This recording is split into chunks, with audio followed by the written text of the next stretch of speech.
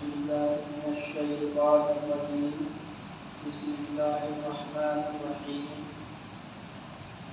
الحمد لله رب العالمين الرحمن الرحيم مالك يوم الدين إياك نعبد وإياك نستعين اهدنا الصراط المستقيم صراط الذين أنعمت عليهم غير المغضوب عليهم ولا الضالين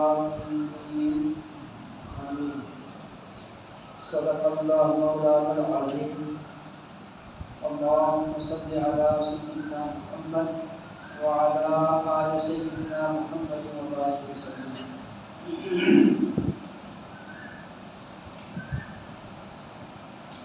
اللهم صل على سيدنا محمد وعلى آل سيدنا محمد وبارك وسلم اللهم صل على سيدنا محمد وعلى آل سيدنا محمد وبارك وسلم بزرگان محترم حاضرین مسجد سورہ فاتحہ کی تلاوت کی گئی ہے جو قرآن کریم کی 114 سورتوں میں تلاوت اور ترتیب کے اعتبار سے سب سے پہلی سورت ہے۔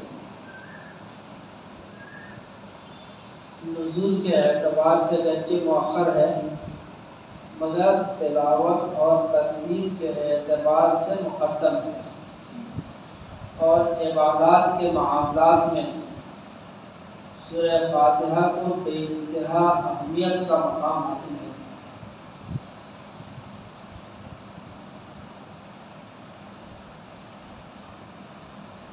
اس سورت کے بہت سارے نام حدیث پاک کے اندر بیان کیے گئے ہیں، جس میں سے ایک نام سورہ فاتحہ ہے جس کے نام سے یہ مشہور ہے۔ دوسرا نام سورۃ الشفا ہے، سورۃ الشفا یعنی کہ شفا والی سورت، جس کے پڑھنے سے اور اس کا ورد کرنے سے اللہ صحت اور عافیت عطا فرماتا ہے۔ اس کا ایک نام سبع مثانی ہے، اس کے اندر جو آیتیں ہیں وہ 7 ہیں، اور یہ 7 آیتیں وہ ہیں جنہیں بار بار عبادتوں کے اندر پڑھی جاتی ہیں، نماز کے ہر رکعت میں پڑھی جاتی ہے، فرض میں بھی، واجب میں بھی، سنت میں بھی، مستحب میں بھی۔ جب بھی آپ نماز پڑھتے ہیں تو ہر رکعت میں سورہ فاتحہ کی تلاوت کی جاتی ہے۔ تو چونکہ بار بار اس کو ریپیٹ کیا جاتا ہے، اس لیے اس کا نام اللہ تبارک و تعالیٰ نے قرآن کریم کے اندر سبع مثانی بھی فرمایا ہے۔ سبع کے معنی آتے ہیں 7 کے، مثانی کے معنی آتے ہیں بار بار مکرر اس کو پڑھنا۔ تو سورہ فاتحہ کا نام اس طریقے سے سبع مثانی ہے۔ کعبۃ اللہ شریف کے بارے میں بھی یہ بات کہی گئی ہے، قرآن کریم کے اندر ہے کہ مثابۃ للناس، تو یہ مثابۃ یہ کعبۃ اللہ کریم کی صفت بھی ہے، کیونکہ طواف کے لیے بندہ بار بار وہاں جاتا ہے، اور اگر کسی نے 100-200 مرتبے بھی عمرہ کر لیا ہو، پھر بھی اس سے اگر آپ کہیں کہ بھائی عمرے کو جاؤ گے، بالکل نہیں، یعنی وہ خواہش ایسی ہے کہ ختم ہی نہیں ہوتی۔ یہ چیزیں ایسی ہیں کہ جن سے خواہش کبھی بھی ختم نہیں ہوتی، دل چاہتا ہے۔ اس میں سے بیت اللہ شریف پانی ہے، آپ کتنا بھی پی لو پھر بھی پیاس لگتی، پھر طبیعت چاہتی پانی پینے۔ ماں اور باپ کا چہرہ ہے، محبت سے دیکھیں تو حج عمرے کا ثواب ملتا۔ آپ کتنا بھی ماں باپ کے چہرے کو دیکھو تسلی نہیں ہوتی، دل چاہتا ہے ہمیشہ دیکھتے۔ رات کا وقت چاندنا کا وقت ہو، رات کا وقت چاندنی ہو، اور آسمان پہ بے شمار کواکب اور اسی طرح اس کی جھرمٹ ستاروں کی گچھے کی شکل میں چاروں طرف دکھائی دیتے ہیں، آپ اس وقت اس نیلگوں فلک کو دیکھیں، آسمان کو دیکھیں تو دل چاہتا ہے کہ بس دیکھتے ہی چلے جائیں، نظر ہٹانے کو طبیعت ہی نہیں چاہتی۔ تو کچھ چیزیں ایسی ہوتی ہیں کہ جسے ہمیشہ جو ہے نا دیکھنے کی خواہش ہوتی ہے، اسے استعمال کرنے کی خواہش ہوتی ہے۔ تو بہرحال قرآن کریم نے سورہ فاتحہ کا ایک نام سبع مثانی بھی رکھا ہے، اور بھی بہت سارے نام ہیں۔ میں نے یہ سوچا کہ ہم ہر روز اپنی ساری نمازوں کے اندر سورہ فاتحہ پڑھتے ہیں، مگر سورہ فاتحہ سمجھتے نہیں ہیں۔ پڑھنا الگ چیز ہے، سمجھنا الگ چیز ہے۔ اب اگر کوئی چیز آپ کی پسندیدہ سامنے رکھی ہوئی ہو اور یہ کہا جائے کہ آپ اسے استعمال نہیں کر سکتے، صرف دیکھ سکتے ہیں، تو آپ کے دل پہ کتنی دشواری اور شاک گزرے گا۔ بھئی آپ دیکھ سکتے ہیں، استعمال نہیں کر سکتے، تکلیف ہوتی کیونکہ کوئی کھانے کی چیز ہے، بھوک لگی ہے، میرا پسندیدہ ڈش ہے، اور کہنے والا کیا بول رہا ہے، آپ صرف دیکھنا، کھانا نہیں، اچھا نہیں لگتا، کوئی کھانے کی اجازت ہونی چاہیے۔ ہم پوری زندگی قرآن پاک کے اندر قرآن کریم کی اس صورت کو پڑھتے رہتے ہیں اپنی نمازوں میں، مگر اس کو صرف پڑھتے ہیں الحمدللہ رب العالمین الرحمن الرحیم مالک یوم الدین ایاک نعبد و ایاک نستعین، پڑھتے ہیں پر سمجھتے نہیں۔ حالانکہ سمجھ کر پڑھنے کا جو مزہ ہے وہ الگ ہے، اور بغیر پڑھے ہوئے بغیر سمجھے ہوئے پڑھنے کا مزہ الگ ہے۔ مزہ دونوں میں ہے، دیکھنے میں بھی مزہ ہے اور چکھنے میں بھی مزہ ہے، مگر دیکھنا پلس چکھنا مزہ تو بالا ہو جاتا ہے۔ اسی طرح قرآن کریم کو پڑھنا اور سمجھ کر پڑھنا پلس پوائنٹ، یہ سمجھ کر پڑھنا تو ظاہر بات ہے کہ اس کا مزہ بھی دلچسپ ہو جائے گا۔ اللہ تبارک و تعالیٰ سے دعا ہے کہ اللہ تعالیٰ ہم سب کو قرآن کریم سمجھ کر پڑھنے کی توفیق عطا فرمائے۔ تو میں نے یہ سب چاہا کہ آج سورہ فاتحہ کا ترجمہ اور کچھ اس کی تفسیر آپ کی خدمت میں پیش کی جائے، تاکہ آپ یہ سمجھ سکیں کہ ہم سورہ فاتحہ پڑھتے ہیں تو اس میں آخر ہم کیا پڑھتے ہیں، اس کا معنی اور مطلب کیا ہے۔ اللہ تبارک و تعالیٰ نے آخر کیوں ہر نماز کی ہر رکعت میں اس کو جو ہے ضروری قرار دیا ہے، اس میں راز کیا ہے، اس میں ہم کیا بات اللہ پاک سے کر رہے ہوتے ہیں، اللہ ہمیں کیا ڈائریکشن دے رہے ہوتے ہیں، اللہ پاک سے ہم کیا ڈیمانڈ کر رہے ہوتے ہیں۔ ان ساری چیزوں کو سمجھنے کے لیے سورہ فاتحہ کا سمجھنا اور اس کے ترجمے کو جاننا، اس کی تفسیر کو سمجھنا یہ ضروری ہے، تاکہ نماز میں مزہ آئے، مٹھاس آئے، لذت بھی پیدا ہو۔ چلیں شروع کرتے ہیں۔ الحمدللہ رب العالمین، سب سے پہلے ہے الحمدللہ۔ حمد کے معنی آتے ہیں تعریف کے، جتنی بھی تعریفیں ہو سکتی ہیں وہ سب کے سب اللہ کے لیے ہے۔ الحمدللہ، ساری تعریفیں اللہ کے لیے ہیں۔ وہ اللہ کون ہے؟ رب العالمین، جو جہانوں کا پیدا کرنے والا ہے۔ یہ جہان کیا چیز ہے؟ جہان کے معنی آتے ہیں دنیا کے، عالم کے معنی آتے ہیں دنیا کے۔ تو دنیا تو یہی ایک دکھ رہی ہے جو آسمان اور زمین کے بیچ ہے، تو یہ تو ایک دنیا ہے۔ اللہ فرماتے ہیں کہ رب العالمین، سارے کے سارے جتنے دنیا ہیں، ساری دنیاؤں پہ، ساری دنیاؤں کا پالنہار اور رب میں ہوں۔ مفسرین نے لکھا ہے یہ 30,000 دنیا ہے۔ بعض علماء نے تحقیق کی ہے اور تحقیق کے بعد لکھا کہ 40,000 دنیا ہے۔ ان میں سے ایک دنیا یہ ہے جس میں ہم اور آپ رہ رہے ہیں۔ اس کی چاند، مریخ، عطارد، ستارے، آسمان، زمین، بیچ کی فضا اور ساری چیزیں، جمادات، نباتات، حیوانات جو اس ایک کائنات میں ہیں، اسی طرح بہت سارے کائنات ہیں اور ان کائنات کے جو مخلوق ہیں وہ بھی الگ ہیں۔ تو اللہ فرماتے ہیں کہ میں سارے عالم، جتنے بھی دنیا میں عالم ہے، آخرت میں عالم ہے، آسمان سے لے کے زمین تک، سارے عالم کا میں مربی ہوں، تربیت کرنے والا ہوں، رب ہوں۔ رب کس کو کہتے ہیں؟ رب کے معنی آتے ہیں کہ کوئی چیز نہیں تھی،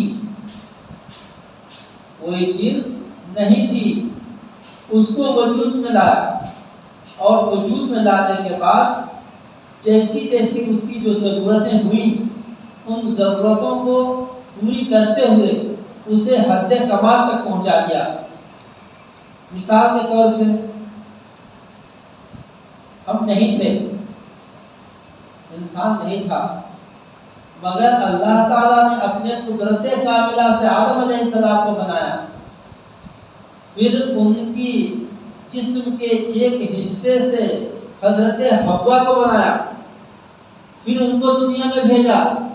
آدمی نہیں تھا، انسان نہیں تھا، اللہ نے اپنے قدرت سے آدم و حوا کو پیدا کیا، پھر دنیا کے اندر بھیجا، پھر ایک خاص سلسلہ شروع کیا توالد و تناسل کا۔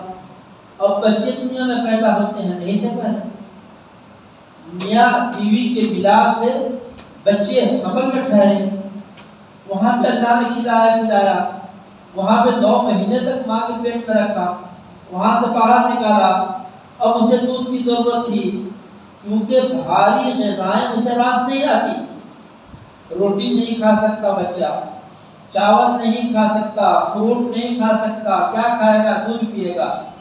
بھینس کا دودھ ثقیل ہے، سخت ہے، گاڑھا ہوتا ہے، موٹا ہوتا ہے، بچہ اسے ہضم نہیں کر سکتا، بیمار پڑ جائے گا۔ اب کیا کرنا؟ اللہ نے اس معصوم بچے کے کوا اور میدا کی جو ہضم کی جو صلاحیت ہے، اس کے اعتبار سے ماں کے تھنوں میں دودھ اتارا۔ پوری دنیا کے ڈاکٹر اس بات کے معترف ہیں کہ دودھ پینے والے بچوں کے لیے ماں کی دودھ سے زیادہ بہترین کوئی غذا نہیں۔ 2 سال تک ماں نے دودھ پلایا، یہ دودھ کہاں سے آیا؟ انسان کے جسم میں دودھ آیا کہاں سے؟ ہم جو اناج کھاتے ہیں اس سے خون بنتا ہے، دودھ نہیں بنتا، خون بنتا ہے۔ پھر اللہ نے اپنی قدرت کاملہ سے اس دودھ کو خون کی شکل میں کنورٹ کیا، یعنی کہ اس خون کو دودھ بنایا، پھر بچے شیرخوار بچوں کے لیے غذا بنایا، بچے پی کر 2 سال تک پلے بڑے ہو گئے، اب روٹی کھا رہے ہیں، چنے کھا رہے ہیں، سب کچھ کھا رہے ہیں۔ اب وہ بچہ اور بڑا ہوا، چلنا شروع کیا، پھر اور بڑا ہوا، پڑھنا شروع کیا، اور ایک زمانہ آیا کہ پڑھ کر اس نے ماسٹریٹ کی ڈگری حاصل کی، اور اس کے بعد بہت بڑے کمپنی میں کہیں جاب کرنے لگا، پھر اس کی شادی ہوئی، پھر وہاں سے ایک الگ سلسلہ چلا۔ تو ایک چیز نہیں تھی، اس کو وجود دینا، اور جہاں جس وقت اس کی جو ضرورت تھی ان ضرورتوں کو پوری کر کے اسے کامل اور مکمل بنا دینا، یہ ہے لفظ رب کا معنی۔ یہ ہے لفظ رب، رب العالمین پڑھے نا، رب کا معنی عالمین سمجھایا ابھی۔ تو ساری تعریفیں اللہ کے لیے ہے جو سارے جہانوں کا پالنہار ہے، سب کی تربیت کرنے والا ہے۔ اب اللہ کی جو تربیت ہے اور اس کی جو شان ربوبیت ہے، تربیت کرنے کی جو شان ہے اس کی، وہ عام ہے، خاص نہیں ہے۔ اس کی شان ربوبیت عام ہے، خاص نہیں ہے۔ عام ہونے کا کیا مطلب؟ عام ہونے کا مطلب یہ ہے کہ وہ رب العالمین ہے، اور عالم میں جتنی جتنی بھی مخلوق ہوتے ہیں وہ سارے مخلوق کا رب ہے، خواہ وہ نباتات ہو، جمادات ہو، حیوانات ہو، انسان ہو، کوئی بھی ہو، وہ سب کا رب ہے، سب کو غذائیں فراہم کرتا ہے، سب کو تغذیہ کا انتظام کرتا ہے۔ پھر اس میں کچھ انسانوں میں وہ ہے جو اللہ کو مانتے ہیں، مسلمان ہیں، اور بعض وہ ہیں جو نہیں مانتے، کافر ہیں اور مشرک ہیں۔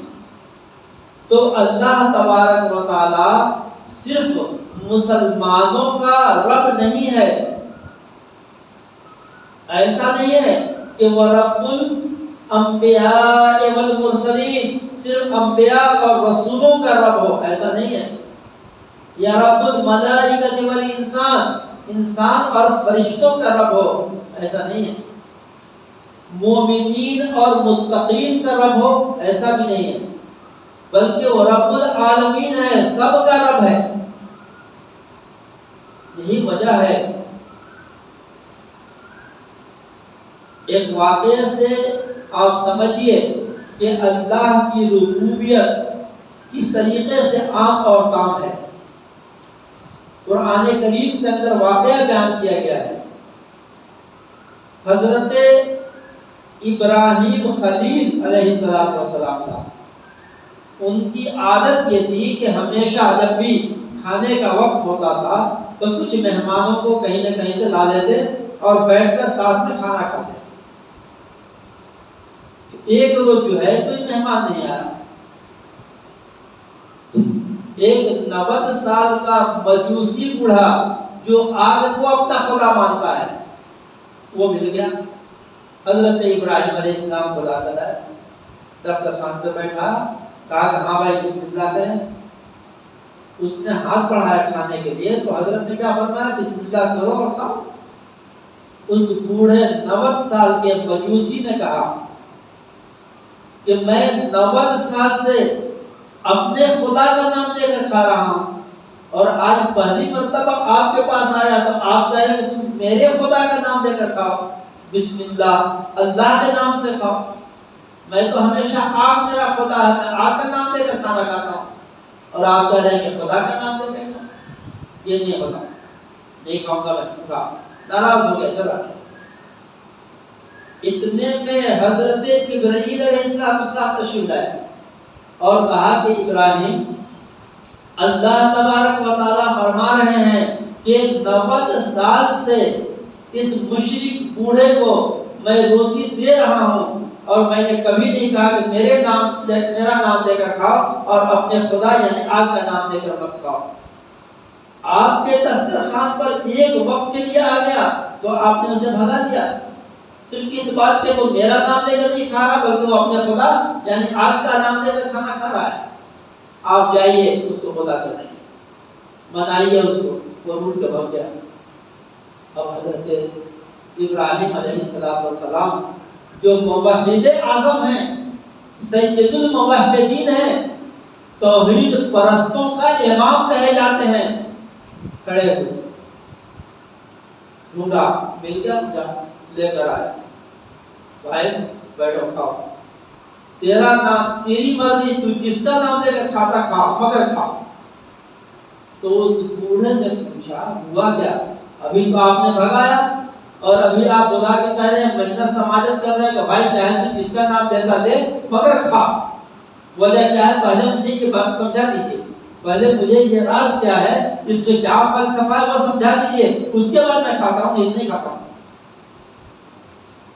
حضرت ابراہیم علیہ السلام نے فرمایا، تجھے تو میں بھگا دیا تھا مگر تیرے رب کو میری یہ ادا پسند نہ آئی، اور اس نے کہا کہ 90 سال سے یہ مجھے نہیں مانتا پھر بھی میں روزی دے رہا ہوں، اور تیری دسترخوان پر ایک وقت کھانے کے لیے آیا تو تو نے اسے بھگا دیا، اس کی مرضی چاہے جس کا نام لے مگر اس کو بلا گلا کھلا۔ یہ تیرے رب نے کہا ہے، اور بولے حضرت ابراہیم علیہ السلام۔ اب ان کی باتوں کا اس کے دل پر بڑا اثر ہوا، کہا کہ وہ خدا کیسا ہے، وہ اللہ کیسا ہے کہ میں نے کبھی اس کا نام نہیں لیا، پھر بھی میرے اوپر روزی کے دروازے کو تنگ نہیں کیا اور بند بھی نہیں کیا۔ تنگ ہونا الگ ہے، بند ہونا الگ ہے۔ بند بھی نہیں کیا اور تنگ بھی نہیں کیا۔ کہا کہ ابراہیم، پہلے وہ خدا میں جس کی پوری بے وفائی کرتا رہا، جس کے ساتھ میں شرک کرتا رہا، کفر کرتا رہا، اس کے خلاف کام کرتا رہا، وہ میرے اوپر اتنا دیالو ہے، وہ میرے اوپر اتنا بخشش کرنے والا ہے، رحم کرنے والا ہے، تو تو میرا رشتہ اس رب سے پہلے جوڑ، میں بعد میں کھانا کھاتا ہوں۔ چنانچہ حضرت ابراہیم علیہ السلام نے لا الہ الا اللہ کا کلمہ پڑھایا، اور اس کے بعد وہ بندہ کلمہ پڑھ کر مسلمان ہو گیا۔ اس کے بعد جو ہے اس نے کھانا کھایا۔ لا الہ الا اللہ ابراہیم خلیل اللہ، کیونکہ جو نبی ہوتے ہیں ان کے نام کا کلمہ ہوتا ہے، اور لا الہ الا اللہ کا جو پارٹ 1 ہے، جو جز 1 ہے، پہلا حصہ ہے، یہ تو سارے نبیوں کا ایک ہی ہے۔ لا الہ الا اللہ، آدم صفی اللہ، آدم آئے تو ان کا کلمہ ان کے نام کا۔ عیسیٰ آئے تو لا الہ الا اللہ، عیسیٰ مسیح، عیسیٰ رسول اللہ یا نبی اللہ۔ موسیٰ آئے تو لا الہ الا اللہ، موسیٰ کلیم اللہ۔ تو نبیوں کے نام دوسرے حصے میں جڑتے چلے گئے جو نبی آئے، اور پہلا جو حصہ ہے وہ اللہ تعالیٰ کی توحید کا ہے، تو وہ تو باقی رہے گا آدم سے لے کے محمد صلی اللہ علیہ وسلم۔ تو اب وہ مجوسی بوڑھا پہلے کلمہ پڑھا لا الہ الا اللہ ابراہیم خلیل اللہ، اب اس کا تار جڑ گیا، اس کا رشتہ اور ناطہ جڑ گیا اللہ تبارک و تعالیٰ سے۔ اس کے بعد اس بندے نے کھانا کھایا۔ تو یہ ہے ربوبیت عامہ۔ اللہ تبارک و تعالیٰ حضرت موسیٰ علیہ السلام پر روزی کے دروازے بند نہیں کرتے، تو ساتھ ہی ساتھ فرعون کو بھی روزی عطا فرماتے ہیں۔ اللہ تبارک و تعالیٰ نبی اکرم صلی اللہ علیہ وسلم کو روزی دیتے ہیں، تو ساتھ ہی ساتھ ابو جہل اور ابو لہب پر بھی روزی کے دروازے بند نہیں کرتے، بلکہ اللہ تبارک و تعالیٰ اپنوں کو تو سوکھی روٹی اور دال پہ خوش کر دیتے ہیں، اور غیروں کو بہترین مراقب چراغت غذائیں دیتے ہیں۔ کیوں؟ یہ کہا کر کہ کھاؤ، یہی تمہاری دنیا جنت ہے، جتنا کھانا یہی کھا لو، وہاں تو ملنے والا نہیں ہے۔ تو جو مشرکین ہیں ان کے لیے یہ دنیا ہی جنت ہے، تو ان کو تو عیش ہوگا یہاں۔ ہم مومن کے لیے فرمایا گیا کہ الدنیا سجن للمومن، کہ دنیا جو ہے مومن کے لیے قید خانہ ہے۔ تو قید خانے میں قیدیوں کے کھانے کیسے ملتے ہیں معلوم ہے نا؟ تو ویسے ہی کھانوں پہ راضی ہونا اور اپنے رب کو منانا، یہ ہے کمال ایمان کا اور انسانیت کا۔ اگر ہم بھی غیروں کی طرح کھانے کے پیچھے پڑ گئے تو پھر ہمارے لیے بھی یہاں جنت ہوگی، تو وہاں ان کے لیے جہنم، تو ہمارے لیے کیا ہونا والا ہے؟ اس لیے وہاں جنت کے مزے لینے ہیں، عیش کرنا ہے، تو پھر یہاں تھوڑی تکلیف اٹھانی پڑے گی۔ تو فرمایا الحمد للہ رب العالمین، ساری تعریفیں اللہ کے لیے ہیں جو سارے جہانوں کا رب ہے، پرورش کرنے والا ہے، اور اس کی ربوبیت عام ہے، وہ دوست کو بھی کھلاتا ہے، دشمن کو بھی کھلاتا ہے۔ شیخ سعدی رحمت اللہ علیہ نے کہا کہ عدیم زمین سفرے عام اوست، بری خان یغما کے دشمن کے دوست۔ اللہ نے دسترخوان کو زمین پہ ایک عام دسترخوان بنا دیا ہے، جس سے دوست اور دشمن کی پہچان کو اللہ نے ختم فرما دیا ہے۔ سبوں کو روزی دیتا ہے، سبوں کے لیے وہ رب ہے۔ الحمدللہ رب العالمین الرحمن الرحیم، وہ رحمان ہے، دنیا میں بھی اس کی رحمتیں جلوگر ہیں، اور کل مرنے کے بعد، قیامت کے بعد، آخرت میں بھی اس کی رحمتوں کی جلوہ آرائیاں ہوں گی۔ وہ دنیا میں بھی اس کی رحمت ہے، آخرت میں بھی اس کی رحمت ہے۔ اس کی رحمت عام ہے، اور کیسی رحمت ہے؟ ایسی کہ اگر بندہ اس سے نہ مانگے تو وہ ناراض ہو جاتا ہے۔ بندہ اگر اس سے نہ مانگے تو وہ ناراض ہو جاتا ہے۔ دنیا میں ہم اگر کسی سے کچھ مانگتے ہیں تو وہ آدمی ہم سے ناراض ہو جاتا ہے، ایک بار کچھ دے دیا، دو بار دے دیا، تیسری بار وہ ادھر سے اٹھ جاتا۔ مگر ہمارا اللہ کیسا ہے؟ وہ رحمان ہے، رحیم ہے۔ وہ کیا کہتا ہے؟ وہ یہ کہتا ہے کہ میرے بندو مجھ سے مانگو، دل کھول کر مانگو، جتنا مانگ سکتے ہو اتنا مانگو۔ افمن یجیب المضطر، جو پریشان حال اپنی پریشانی کے عالم میں مجھے پکارتا ہے، مجھے یاد کرتا ہے، مجھ سے دعائیں کرتا ہے، میں اس کی حاجت کو پورا کر دیتا ہوں۔ وَيَكْشِفُ السُّوءَ، اور اس کی جو تکلیف ہے اس تکلیف کو ختم کر دیتا ہوں۔ دوستو یاد رکھو، دعا بھی عبادت ہے۔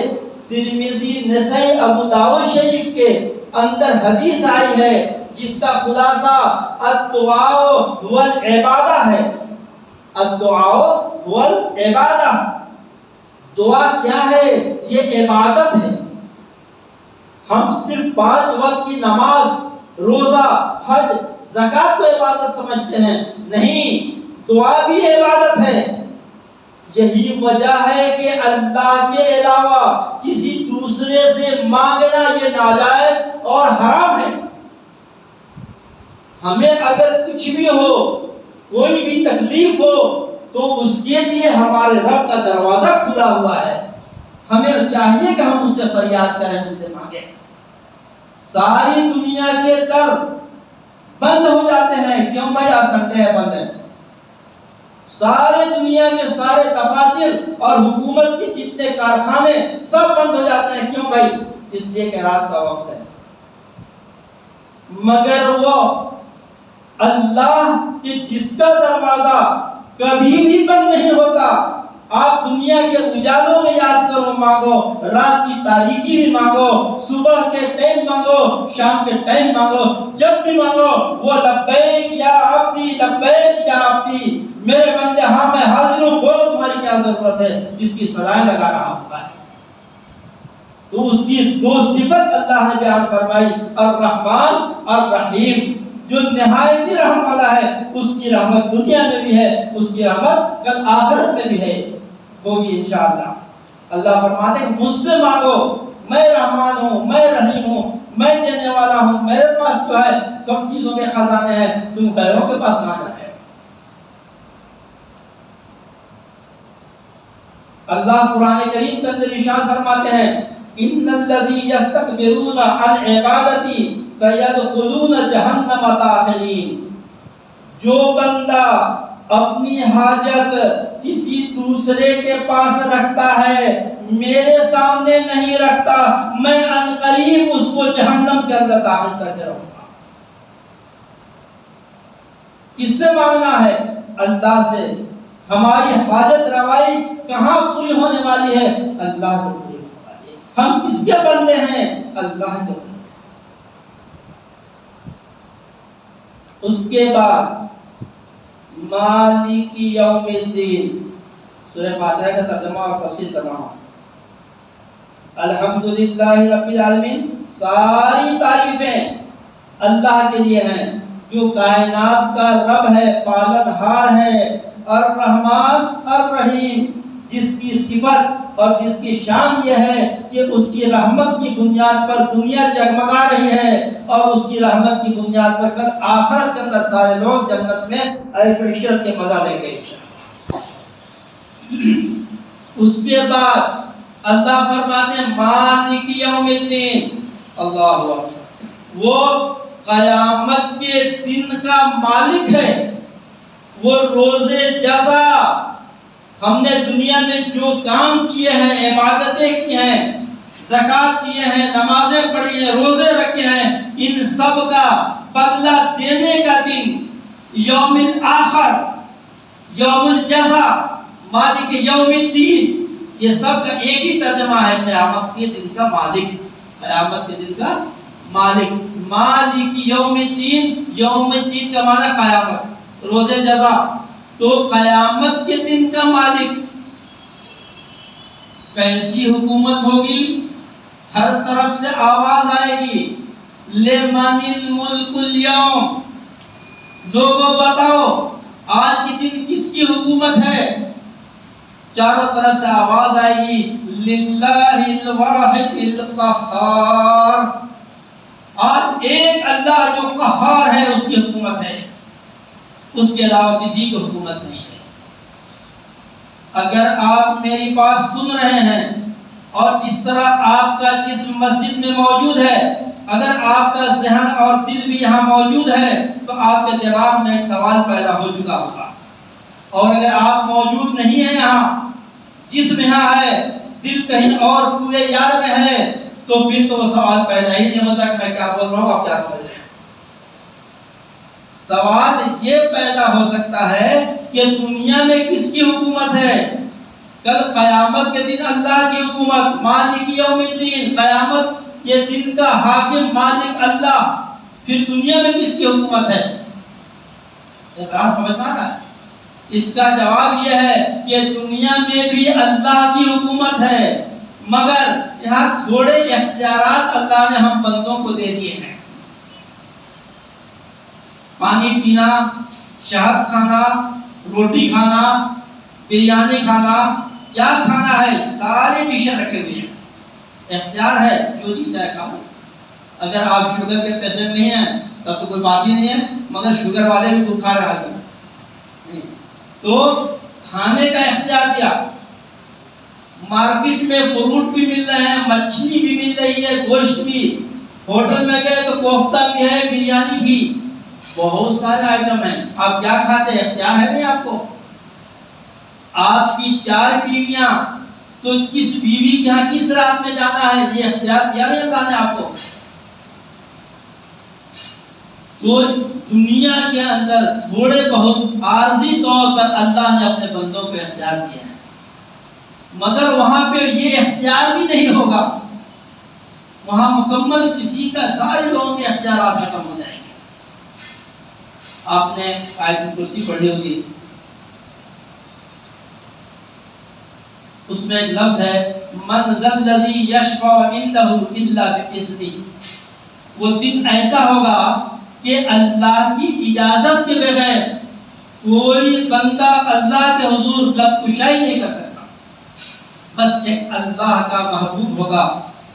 سنو میری بات توجہ سے سنو، ایک اللہ کا محبوب صلی اللہ علیہ وسلم ہوں گے کہ جو سجدے میں سر لے جائیں گے اور اللہ سے دعائیں کریں گے، اس کے جواب میں اللہ فرمائیں گے ارفع راسک، میرے محبوب اٹھائیے سر، کیوں رو رہے ہیں، بولیے کیا کرنا ہے، میں وہ کرنے کے لیے چل جا رہا ہوں۔ اشفع تشفع، تم سوال کرو، میں تمہارے سوالوں کو پورا کرنے کے لیے تمہیں میں وہ زبان دے رہا ہوں۔ اب ایک اللہ کا اب وہ شفاعت کریں گے، اللہ ان کی شفاعت کو قبول کرے۔ مگر دوستو ایک نقطہ ذہن میں رکھو، یہ بخاری کی جو حدیث ہے جس کی یہ الفاظ ہیں اسأل، سوال کر، تو جو سوال کرے گا وہ پورا کیا جائے گا، اور جو تو خواہش کرے گا، جو تو سفارش کرے گا، وہ سفارش نہیں پوری کی جائے گی۔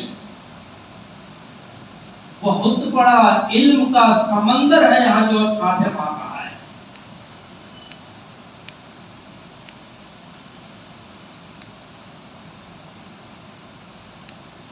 یہاں پہ اللہ تبارک و تعالی یہ نہیں کہیں گے اے میرے محبوب سجدے سے سر اٹھائیے، رونا دھونا بند کیجئے، افعل ما شئت، جو جی چاہے وہ کر لیجیے، میری طرف سے آپ کو اختیار دے دیا گیا۔ اللہ تعالیٰ یہ نہیں فرمائیں گے، پھر اللہ کیا فرمائیں گے؟ آپ سوال کیجئے، آپ کی باتوں کو ہم پوری کریں گے، آپ کے ڈیمانڈ کو ہم پوری کریں گے۔ میں اس کی تھوڑی تشریح اور آگے کروں گا، آگے بڑھتے ہیں، کیونکہ اس کے بعد کا جو جملہ آ رہا ہے، جو آیت آ رہی ہے ایاک نعبد و ایاک نستعین، اس میں 2 جز ہیں۔ ایاک نعبد، بندہ اپنے رب سے کہتا ہے ایاک نعبد، ہم آپ ہی کی عبادت کرتے ہیں، آپ کے علاوہ کسی کی عبادت نہیں کرتے، تو حاجت روا مشکل کشا اللہ کی ذات ہے، یہ بندہ سجدے میں جا کر اقرار کرتا ہے ایاک نعبد، سجدے میں سبحان ربی الاعلیٰ کہہ کر بندہ اسے اقرار کرتا ہے، اور قیام میں سورہ فاتحہ پڑھ کر ایاک نعبد، اللہ ہم آپ ہی کی عبادت کرتے ہیں، آپ کے علاوہ کسی کی عبادت نہیں کرتے۔ ہر روز جتنی بھی نمازیں ہیں ہر رکعت میں سورہ فاتحہ بندہ پڑھتا ہے اور اپنے رب سے اس عہد وفاداری کا پیمان باندھتا ہے، ایاک نعبد، ہم آپ ہی کی عبادت کرتے ہیں۔ دوسرا پوائنٹ کیا ہے؟ وَإِيَّاكَ نَسْتَعِينُ، اور ہم آپ ہی سے مدد مانگتے ہیں۔ معلوم یہ ہوا کہ آپ کے علاوہ کسی اور سے مدد نہیں مانگتے۔ علماء نے مدد کے بارے میں کہ اللہ کے علاوہ کسی سے مدد مانگنا جائز ہے کہ نہیں ہے، اللہ سے جو ہم مدد مانگتے ہیں استعانت باللہ، جو اس آیت میں بتایا جا رہا ہے ایاک نستعین، ہم آپ سے مدد مانگتے ہیں، یہ کون سی قسم کی مدد ہے؟ علماء نے اس کی تفصیل لکھی ہے کہ 3 طرح کی مدد ہوتی ہے۔ ایک تو وہ ہے جو ہم گھر بناتے ہیں تو مستری، انجینئر اور جو بڑے مستری اور دوسرے کام کرنے والے ہوتے ہیں ان سے مدد دی جاتی ہے، ایک دوسرے کے تعاون۔ تو یہ تو دنیا کا نظام ہے کہ اللہ نے ہر بندے کو ہر بندے کے ساتھ جوڑ دیا ہے، وہ تو بلا شک و شبہ جائز ہے، وہ مدد ہی نہیں ہے، وہ تو زندگی گزارنے کا ایک طریقہ کار ہے۔ دوسری مدد جو غیر اللہ سے لی جائے مگر وہ مادیات میں نہ ہو، یہ تو مادی مدد تھی نا، مادیات میں نہ ہو، روحانیات میں ہو، جیسے اللہ کے نبی ہیں، اللہ کے ولی ہیں اور آپ کے اپنے اچھے اعمال ہیں، تو اللہ کے نبی، اللہ کے ولی اور آپ اپنے نیک اچھے اعمال کے وسیلے سے اللہ سے دعا کر سکتے ہیں، یہ جائز ہے یا نہیں؟ یہ بھی جائز ہے۔ تیسری شکل مدد کی وہ ہے کہ اللہ کے علاوہ کسی نبی کو، کسی ولی کو، کسی پیر فقیر کو، کسی دیوی دیوتا اور درگا کو یا دنیا کے کسی بھی بنائے ہوئے خدا کو یہ سمجھ کر اس تصور کے ساتھ کہ یہ خدا کی طرح قادر مطلق ہے اور یہ خدا کی طرح مختار کل ہے، اس تصور کے ساتھ اس سے جو ہے مدد کا طلب کرنا حرام ہے، اور یہ مدد تو مشرکین بھی نہیں مانگتے کسی سے۔ عرب کے جو مشرکین تھے بت پرست، ان کا بھی یہ عقیدہ نہیں تھا کہ ہم جس پتھر کو پوج رہے ہیں خدا سمجھتے ہیں وہ قادر مطلق ہے اور وہ مختار حقیقی ہے، یہ عقیدہ ان کا بھی نہیں تھا۔ پھر ان کا عقیدہ کیا تھا؟ اصل جھگڑا اس میں ہے، یہ تینوں کو چھوڑ۔ اب یہ چوتھا پوائنٹ جو آ رہا ہے، اصل جھگڑے کا پوائنٹ وہ ہے، وہ کیا ہے؟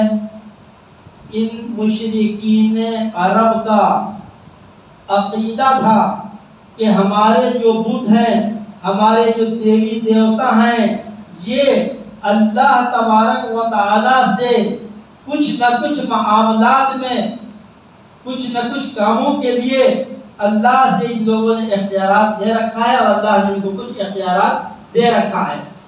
اب یہ لوگ قادر مطلق تو نہیں ہے، مختار کل تو نہیں ہے، مگر خدا نے جو انہیں اختیارات دیے ہیں اس کو اپنے دائرے میں رہتے ہوئے اپنے اعتبار سے آزادانہ طور پہ اس کام کو کرنے کا ان کو اختیار ہے، حق ہے۔ یہ ہے چوتھا پوائنٹ۔ یہ مشرکین عرب کا عقیدہ تھا، یہ بت قادر مطلق نہیں ہے، جو چاہے نہیں کر سکتے۔ مختار کل نہیں ہے، جو چاہے پیدا کرنا نہیں کر سکتے، مگر اللہ جو صحیح معنوں میں قادر مطلق ہے اور جو صحیح معنوں میں مختار کل ہے، اس نے ان کو کچھ کام کا حق دے رکھا ہے، اختیار دے رکھا ہے۔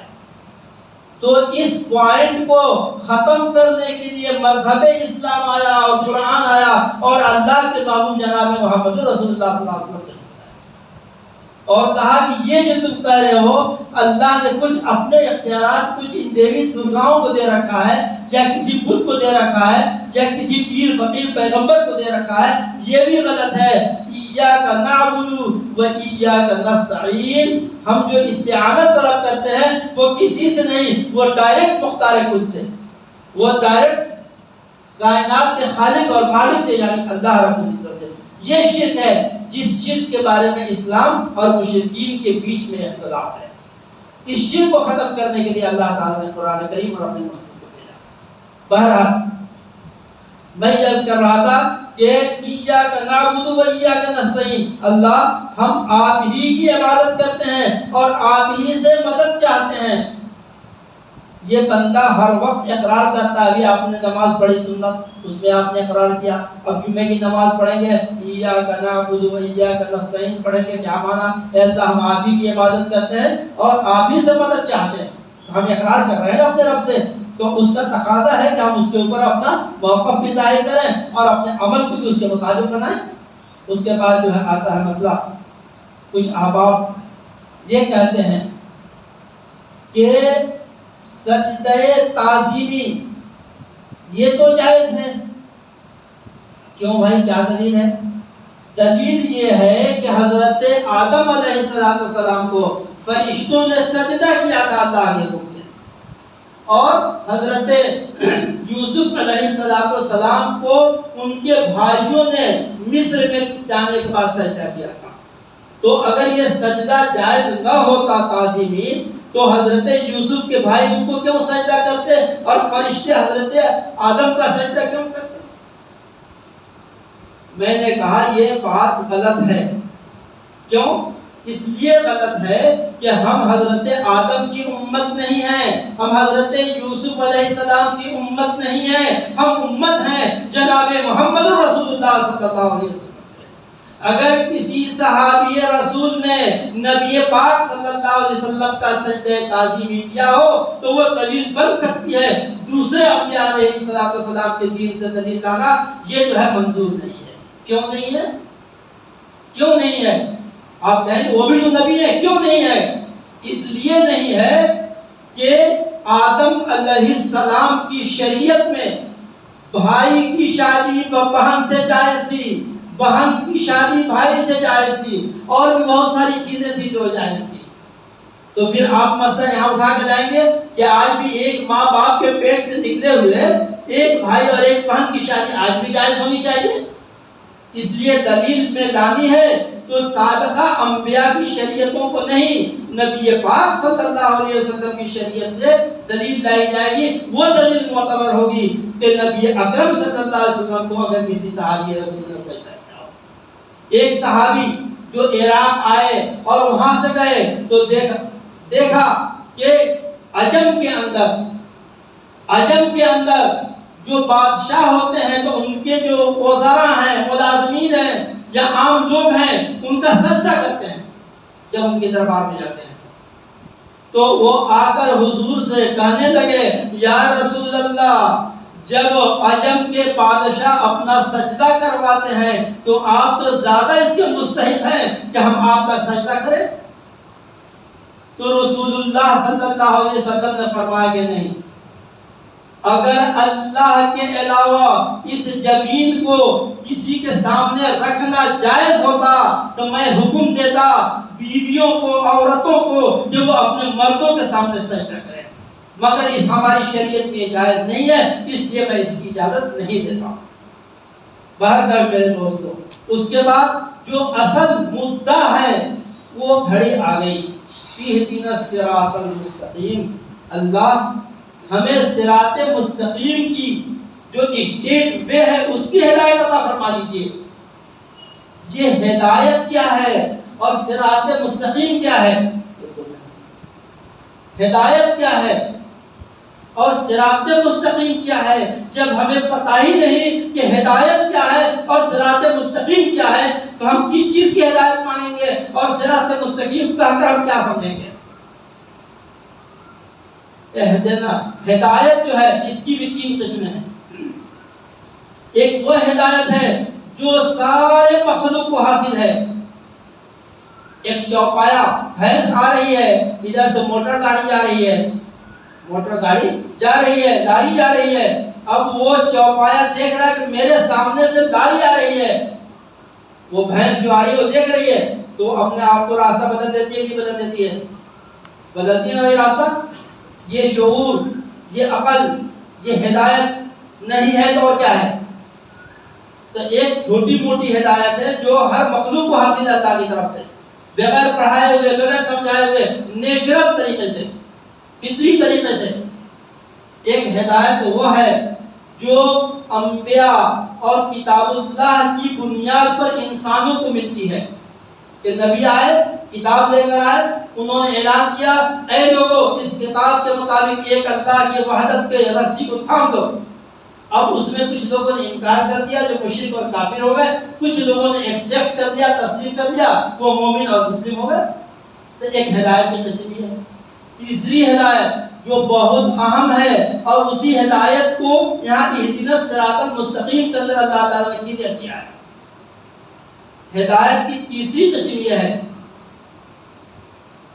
کہ یہ ڈائریکٹ پہلی جو مثال دیا تھا چوپایوں کا، تو اس میں کسی نبی، ولی یا کسی کا بھی دخل نہیں ہوتا، ڈائریکٹ اللہ کی طرف سے ہدایت ہوتی ہے۔ دوسرے میں انبیاء اور کتاب کی بنیاد پر ہدایت آتی ہے جو بیان کیا کہ کچھ لوگ مان لیے، کچھ لوگ یہ مان لیے۔ تیسری ہدایت وہ بھی صرف اللہ کا فعل ہے، کسی نبی، رسول، ولی، کسی انسان کا، کسی جنات کا، کسی فرشتے کا فعل اس میں نہیں ہے، نہ کوئی اس کا کردار ہے، وہ ڈائریکٹ اللہ کی طرف سے ہدایت آتی ہے۔ اس ہدایت کا دوسرا نام توفیق ہے، اس ہدایت کا دوسرا نام توفیق ہے۔ تو اب یہ توفیق جو ملتی ہے اچھے کاموں کی، یہ اللہ کی طرف سے ملتی ہے۔ وہ ہدایت مراد ہے کہ اہدنا الصراط المستقیم کے اندر اللہ آپ کی طرف سے جس ہدایت کی توفیق ملتی ہے وہ ہدایت ہمیں عطا فرما۔ وہ ہدایت کیا ہے؟ دیکھو اللہ کے نبی مرنے کے چچا کے ابو طالب کے موت کے وقت کہا تھا کان میں کہ چچا ایک بار کلمہ پڑھ لیجیے میں گواہی دوں گا کل قیامت کے دن۔ اللہ نے کیا کہا؟ لا تہدی من احببت، اے نبی آپ جس کو چاہیں اس کو ہدایت نہیں دے سکتے۔ یہ کون سی ہدایت ہے جس سے کہا جا رہا ہے کہ نبی نہیں دے سکتا ہے؟ یہ وہی ہدایت ہے جو اہدنا الصراط المستقیم میں ہے کہ اے اللہ ہمیں سیدھے راستے کی ہدایت عطا فرمائیے، یعنی ایسی توفیق دیجیے کہ ہم اعمال صالحہ کر کے آپ کی بتائی ہوئی منزل تک ہم پہنچ جائے، جنت تک پہنچ جائے، آپ کی ذات تک پہنچ جائے۔ تو یہ ہدایت کی 3 قسمیں ہیں میرے دوستو۔ تو اہدنا الصراط المستقیم میں جو بات کہی جا رہی ہے یہ تیسری قسم کی ہدایت ہے جس کا معنی توفیق ہے کہ اللہ سے توفیق مانگے کہ ہمیں صراط مستقیم عطا فرما دیجیے۔ تو اللہ نے صراط مستقیم دینے کے لیے ایک بات کہی، اور یہ دعا کا آخری جملہ کہ انعمت علیہم، اللہ ان لوگوں کا راستہ جن پر تیرا انعام نازل ہوا وہ راستہ، وہ صراط مستقیم ہمیں دیجیے، اور جس راستے پہ چل کر یہود و نصارہ مشرکین سب کے سب برباد ہو گئے ان لوگوں کا راستہ ہمیں نہیں چاہیے، ان کے راستے کی ہدایت ہمیں مت دیجیے۔ تو اللہ نے فرمایا اس کی تشریح آگے دوسری آیت میں کہ وہ کون لوگ ہیں جو انعام پائے، وہ لوگ کون ہیں جو ایمان پائے، صراط مستقیم جنہیں ملا۔ اولئک الذین انعم اللہ علیہم من النبیین والصدیقین والشہداء والصالحین، یہ 4 اللہ والے ہیں جن کا پتہ بتایا اللہ تعالیٰ نے۔ نمبر 1 نبی، نمبر 2 صدیق، نمبر 3 شہداء، نمبر 4 صالحین۔ نبیوں کا سلسلہ ختم ہو گیا، باقی تینوں کا سلسلہ آج بھی موجود ہے۔ اللہ فرماتے ہیں کہ قرآن پڑھو گے صرف تو ہدایت نہیں ملے گی، کیوں؟ اس لیے کہ اہل کتاب جو اپنے آپ کو اہل قرآن ہیں وہ بھی گمراہ ہو گئے قرآن صرف پڑھ کر۔ صرف نبی کو پکڑ لو گے، رجال اللہ، اللہ کے ولیوں کو پکڑ لو گے تو بھی کامیابی جب تک کہ قرآن کا سہارا نہ لو گے۔ معلوم یہ ہوا کہ صراط مستقیم پر چلنے کے لیے اللہ کی دی ہوئی کتاب کے ساتھ ساتھ اللہ کے جو نیک بندے ہیں ان کی صحبت بھی ضروری ہے، کیونکہ اس گائیڈ لائن میں کیا لکھا ہوا ہے وہ عملی طور پہ آپ کو بتائیں گے۔ اسی لیے تو اللہ نے کتابوں کے ساتھ انبیاء کو بھیجا۔ آج کتابیں موجود ہیں، نبی چلے گئے تو علماء ربانیین موجود ہیں، مشائخ علماء موجود ہیں، اور یہ کرام اپنے خانقاہوں میں موجود ہیں، ان کے پاس جائیے، قرآن ان سے سمجھیے، نبی کا طریقہ ان سے سیکھیے، اس میں آپ کو کامیابی ملے گی۔ اس کے علاوہ کسی دوسرے راستے کو ڈھونڈیں گے تو آپ ہم ناکام ہو جائیں گے اور گمراہ ہو جائیں گے۔ میری دعا ہے اللہ تعالی ہم سب کو گمراہی سے بچائے اور اللہ ہم سب کو صراط مستقیم کی دولت عطا فرمائے۔ آمین بجاہ سید المرسلین صلی اللہ تعالی علیہ وآلہ وسلم۔